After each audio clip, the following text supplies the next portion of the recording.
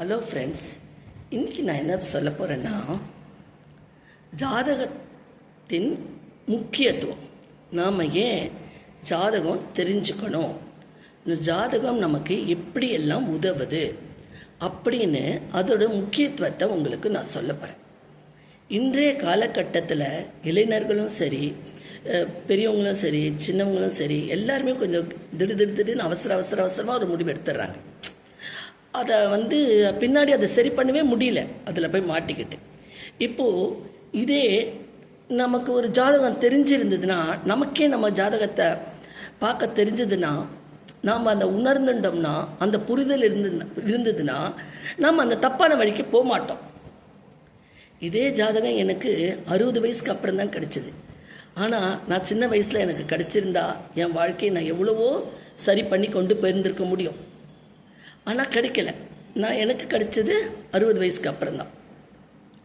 அதனால தான் நான் இது ஒரு சின்ன ரெக்வஸ்டாக தான் சொல்கிறேன், தப்பாக எடுத்துக்காதீங்க. எல்லாருமே ஜாதகத்தை கற்றுக்கோங்க. எதுக்காக நம்ம ஜாதகம் பார்க்கணும்னா, கல்யாணத்துக்கு பார்ப்போம், படிப்புக்கு பார்ப்போம், வேலைக்கு பார்ப்போம், பிஸ்னஸ்க்கு பார்ப்போம், வீடு வாங்கலாமான்னு பார்ப்போம், உடம்பு சரியில்லைன்னா பார்ப்போம். ஒவ்வொரு முறையும் போயிட்டு நமக்கு ஜோதிடரை கன்சல்ட் பண்ணுவோம். இதே நாமளே கற்றுக்கிட்டோம்னா, உணர்த்துவதும் புரிதலும் நமக்கு இருந்துச்சுன்னா, நம்ம புரிஞ்சுட்டோம்னா நம்ம வாழ்க்கையை நம்ம சீராக கொண்டு போகலாம். இல்லை, இப்போ தடுப்பூசி போட்டுக்கிறோம். தடுப்பூசி எதுக்கு? நோய் வராமல் இருக்கிறதுக்காக.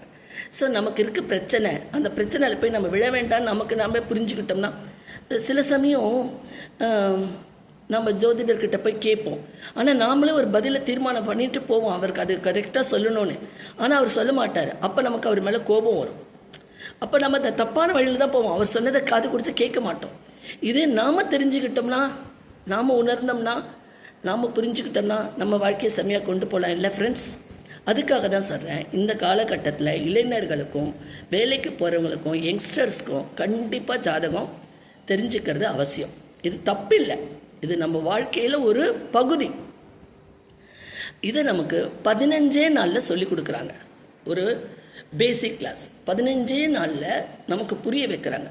புரிதலும் உணர்த்துவதும் தான் ஏஎல்பி மெத்தட். அந்த மெத்தடில் 15 நாளில் நமக்கு புரிய வைக்கிறாங்க.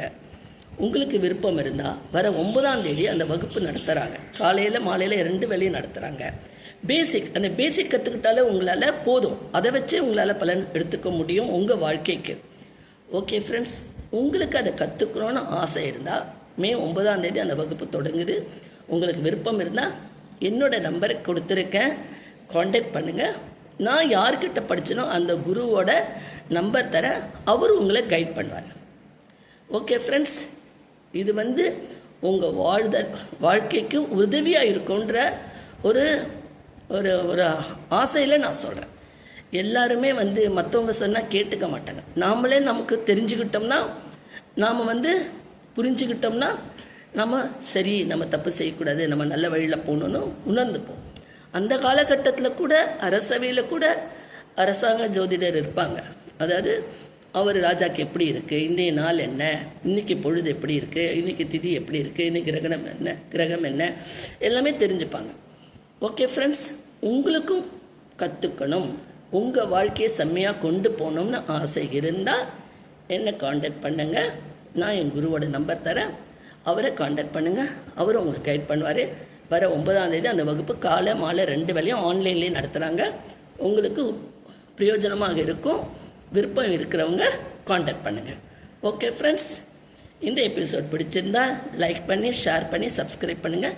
மீண்டும் ஒரு அடுத்த எபிசோடில் சந்திக்கிறேன்.